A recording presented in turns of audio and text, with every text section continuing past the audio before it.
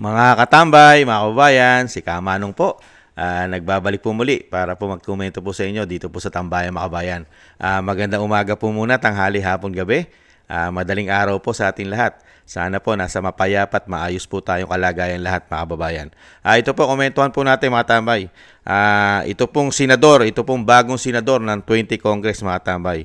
Ay talaga sa kabila po ng nagdesisyon na po ang Korte Suprema na napakarami pong paglabag sa konstitusyon ang ginawa po ng Kongreso dahil siya po ay dati ring congressman, mga kabayan. Hindi po yata niya nakita ang paglabag na ginawang proseso po sa impeachment ng Vice President. Ngayon po, bilang senador, mga tambay, bilang senador po, si Senator Erwin Tulfo alias Sylvester, mga tambay, ay naniniwala daw po, tiwalang-tiwala siya, naniniwala siya at hindi pa siya sumusuko, mga kabayan, na kailangan daw po sa paniniwala niya ay matuloy ang impeachment, mga kabayan.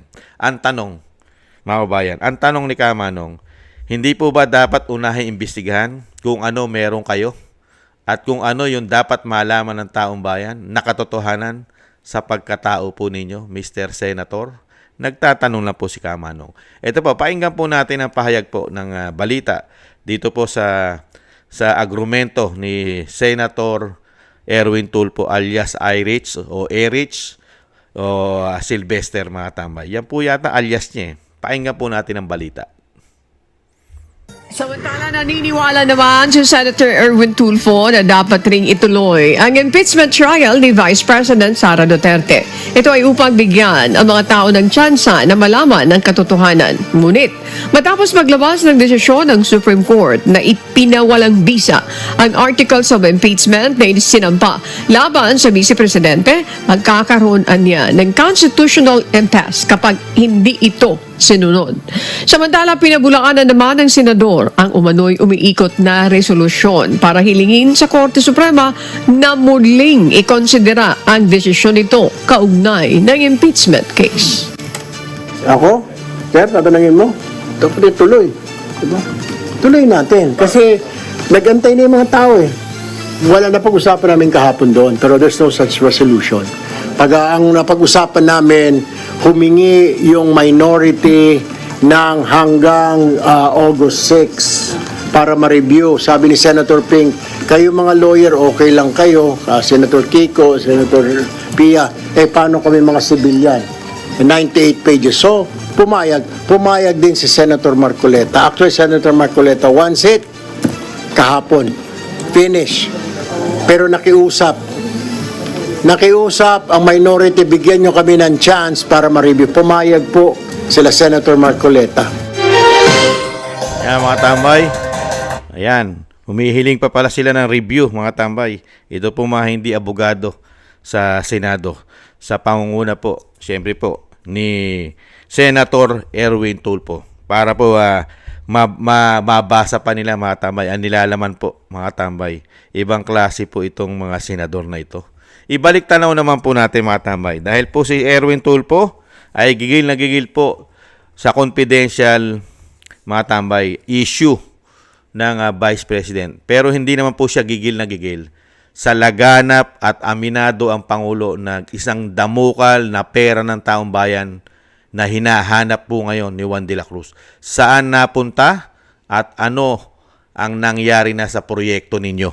Kayong mga congressman, kasama po yata kayo ron umano sa flood control. Kayo po ang nagbopondo ng mga proyekto. Kamusta kaya yon? Hindi po ba natin tututukan yon, Mr. Erwin Tulfo? Pero ibalik tanaw po natin mga tambay. Ito po, isa po kasi, bago po maghalalan, meron na po nagsampa ng petisyon sa kanya. May nagsampa po ng petisyon nung bago maghalalan. At ito po ay hindi dininig. Hindi po pinakinggan at hindi po dininig ng isang COMELEC, ang institusyon po ng COMELEC. Bakit kaya? Ito po, nagsampa po kasi ng petisyon sa COMELEC si retired General Virgilio Reyes Garcia. Pakinggan po natin si Sir Garcia, si retired General, mga tambay. Pakinggan po natin siya. Ibalik tanaw po natin. Kahit magpa-lie detector test ako, pahit sa Garcia, I want to talk to you about Erwin Tulfo. Erwin Tulfo acquired U.S. citizenship by assuming a fictitious identity, Erlich Sylvester Tulfo. He served in the U.S. Army. Nabuko yan. Binawian siya ng U.S. passport. He escaped to the Philippines to avoid getting prosecuted in the U.S. Nung nandito na siya sa Pilipinas, hindi siya naka-assume as DSWD Secretary because of citizenship issue. Surprisingly, naging congressman, nag-represent pinayagan kahit na hindi na siya natural-born Filipino. He ran for the Senate. Pinailan ko ng disqualification, hindi niyo ginalaw. Tinulugan ninyo. I requested you, I moved to prevent his proclamation. You proclaimed him. But that never mind. That proclamation will not work for him because the issue that I raised in my petition is that did he or did they, all the Tulfos, did they qualify as candidates? Now you have to resolve that. Whether or not they qualified as candidates, kahit na pinroclaim niyo pa, if they did not qualify as candidate, that's null and void. Mr. Garcia, how much do you value the Constitution? Violation po yan. You allow a person, a fugitive in the U.S. to sit in our Senate. Are you proud? You're proud of yourself? Alam mo ba kung bakit natural-born citizens lamang ang pwedeng maging senador at congressman? Presidente na rin, tsaka vice-presidente. Pero ang pinag-usapan natin ngayon, senador, alam mo kung bakit natural-born citizens lamang ang pwede? Para hindi tayo maghalal ng Pilipinong gumawa ng kabalbalan sa ibang bansa at pagkatapos magbalik dito, tatawagin pa nating honorable. Naunawaan mo ba yan? Sabihin na natin, sige, yung sinabi kong he is a fugitive from justice sa Amerika. Hindi, sige, hindi. Kahit na nag-submit siya ng falsified documents para makakuha siya ng U.S. citizenship and therefore he violated U.S. penal laws. Wala na yun. But the fact that he submitted falsified documents, that is dishonorable. Tapos, ngayon, senador natin, tatawagin natin honorable. Naunawaan mo ba yan, Mr. Chairman? We can do that, pero you rule on my petition. Pag-usapan natin, let the Supreme Court decide. Let the Supreme Court say, yes, he can be addressed as honorable. Yes, he can sit as senator.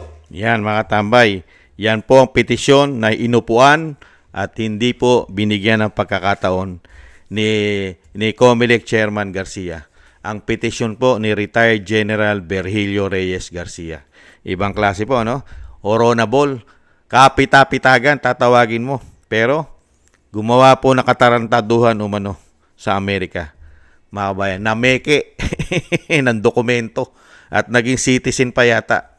At pakinggan din po natin, ibalik tanong po natin, yung taga-Amerika. Yung taga-Amerika ay meron din pong hawak na mga patibay at patuto at dokumento na nakuha po dito po kay alias Sylvester, mga tambay. Pakinggan po natin si Maharlika na taga-Amerika. Sa mga kababayan, may linabas tayong dokumento dito kahapon sa Boljakan sa Facebook na kung saan may dokumento ito, Embassy of the United States of America. Ito ay dated October 11, 2022. Okay, mamaya i-discuss natin yan. So ano sinasabi dito sa sulat? Nabasa nyo na ba yun? Paano natin paniniwalaan ang bangag na gobyernong ito? Ang sabi dito, the Department of State has revoked U.S. passport number, passport number 566701788 issued to you in the name of Erich Sylvester Tulfo on August 6, 2021, along with any other valid U.S. passport issued to you pursuant to the particular law, which provides that a U.S. passport may be revoked when it has been determined that the passport was obtained illegally, fraudulently, or erroneously. The regulation cited in this letter may be found at So sinulatan sa binawi ang kanyang U.S. passport, mga palangga, na isnisyo sa pangalan niyang Erich Sylvester Tulfo noong August 6, 2021. Binabawi sa kanya kung ano pang mga dokumento niya na kasi yung mga US documents na yan, pagmamay-ari yan ng Amerika, ng US, mga palangga. So, inisyuhan siya ng US passport. At based doon sa investigation, kasi binasa ko na yan kanina, di ba? Based sa pagsaliksik nitong immigration na ito, ay what? Napag-alaman na si Tulfo ay nag-apply, si Erich dito, Erich Pero Eric Sylvester Tulfo, ang ginamit niyang pangalan, na nag-apply siya, mga kababayan, ng US passport, nag-grant siya ng US passport noong 1991, mga kababayan. May 24, 1991, nag-apply siya, di ba? Hindi naman siya, imagine mo, once kasi pinanganak ka sa Amerika, automatic, di ba, is ano ka na, US citizen ka na. May birth certificate ka, tapos later on, pwede mong i-apply ng passport, US passport. Nag-submit uli siya ng renewal. Ito, bagong-bago. 2021, Erich Sylvester Tulfo. Yan po ang gamit niyang pangalan. 1991 siya nag-apply, then nag-renew, 2001, then 2021. Nag-renew siya uli ng kanyang passport, mga kababayan. Ngayon, mga kababayan, naging successful ang kanyang renewal noong 2021. Imagine ninyo, kaya di ba nung in-appoint siya ni Bangag doon sa DSWD, hindi siya na-confirm? Remember that? Nag-executive session sila kasi Amerikano siya. Di ba pinag-usapan na natin yan? Amerikano siya sa pangalang Sylvester. Erich Sylvester Tulfo. Pero lingid sa ating kaalaman, mga kababayan, sa lahat po ng gustong kumuha ng copy, nandun po sa Facebook natin sa Boljakan. So imagine ninyo, 2021, nag-apply pa siya. Ang kapal ng mukha ni Winong Tulfo. Winong yan siya, actually friend ko yan sa FB, nagko-comment yan. Malay ko ba na fraudster pala yung Jolol na yan. Pero ang totoo pala ditong kwento, hindi siya ipinanganak sa Hawaii. Ipinanganak siya ng August 10, 1963 sa Tacloban, Leyte. Bakit kamo? Bakit siya? Bakit? Ayan mga tambay. Kaya pala close na close kitang Baluslos mga tambay. Sa Tacloban po pala, sa Leyte pinanganak. Taga saan po ba si Tambaluslos? Di po ba Tacloban, Leyte? Kaya pala very close pala. Doon pala pinanganak. Pero dalawa po siya. Nung ipinanganak po siya sa Tacloban, Leyte, nanganak po ulit ang nanay niya sa Hawaii. Hindi po pala. Hindi po pala. Kasi pinalalabas din po kasi niya. Natural born din po siya. Natural born din po siya ng US sa Hawaii. Kaya po dalawa po ang nangyari pong kapanganakan ni Erwin Tulfo aka Erich Sylvester mga tabay Tulfo. Yun po la pangalan niya. Si Erich Sylvester Tulfo. At American citizen po pala siya sa napakatagal na panahon. Kaya tama po lahat ng sinabi ni retired General Virgilio Reyes Garcia. Kaya hindi po siya na-appoint, di ba ba? Nung siya po ay naging DSWD secretary, di ba ba? Hindi po siya na-appoint. Pero nagtataka po si retired General Virgilio Reyes Garcia.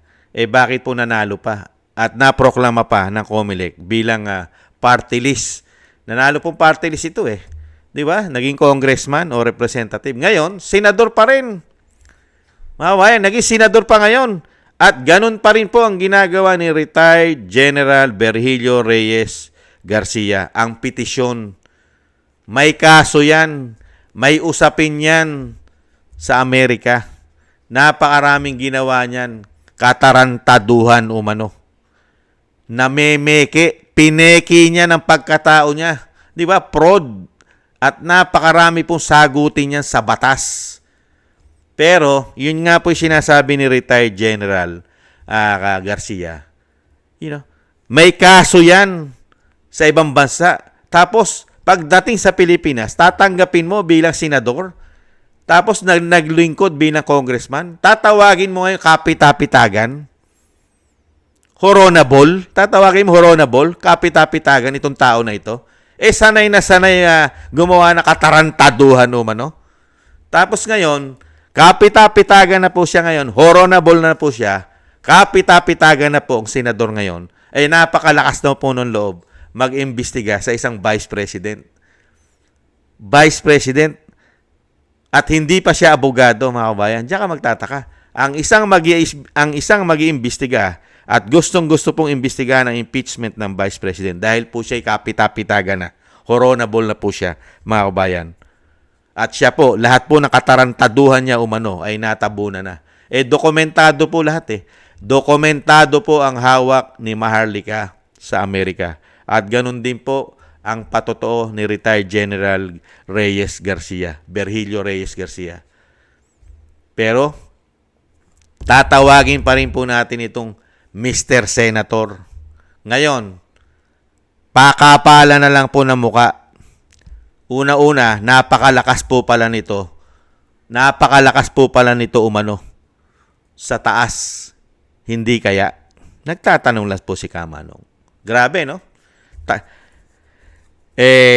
Suportado umano ng Kongreso nung siya'y congressman. Dahil po naging Pilipino na siya, dahil pinanganak na siya bigla sa Tacloban, na ang taga-Tacloban Leyte ang kanyang Speaker of the House na tinatawag na Tambaluslos, mga kababayan. Nakita nyo po mga tambay, ang nangyayari sa ating bansa. Hindi lang po yan. Ganon din po yung kapatid niyan na si Tulpo. Yung isumbong mo kay Tulpo, si Rapi Tulpo. Meron din pong issue yan. Di po ba? Sa asawa naman niya. At ganon din po. May issue rin po yata yan dahil naglagi din po sa Amerika po yata yan. Si Mr. Rapi Tulpo. Si Kagalang-galangan. Honorable Rapi Tulpo din. Itong mga Tulpo, di ba? Nakita nyo po itong mga tao na ito. Tapos ngayon, sila ngayon ang laman lagi ng balita na napakalinis ng mga pagkatao. Sobrang linis ng mga pagkatao. Itong mga Tulpo, mga tambay. Ibang klase. Paano mo paniniwalaan itong mga tao na ito? Umpisa pa lang ng kanilang pagkatao ay sablay na. Sanay na po silang manluko. Hindi po ba? Taong bayan pa kaya hindi nila lulukuhin? Kung yung Amerika nga na powerful na bansa umano, naluko. Niluko ng napakahabang panahon. Dekadang niluko at naluko ang bansang Amerika. Powerful po yun. Tayo pa kaya na Pilipinas na hindi lukuhin ng mga ito umano? Hindi tayo gaguhin? Mga kababayan, sa tingin nyo, nakita nyo po, may ginawa po ba itong Tulpo na ito, itong mga Tulpo sa mga korupsyon natin? Hindi po ba tayo ginagago lang? Galit na galit po sila sa korupsyon. Galit na galit po sila sa problema ng bayan. Nung sila po ay naging taong gobyerno na at halal ng taong bayan at lingkod bayan na, meron po ba silang pinaglingkod sa atin?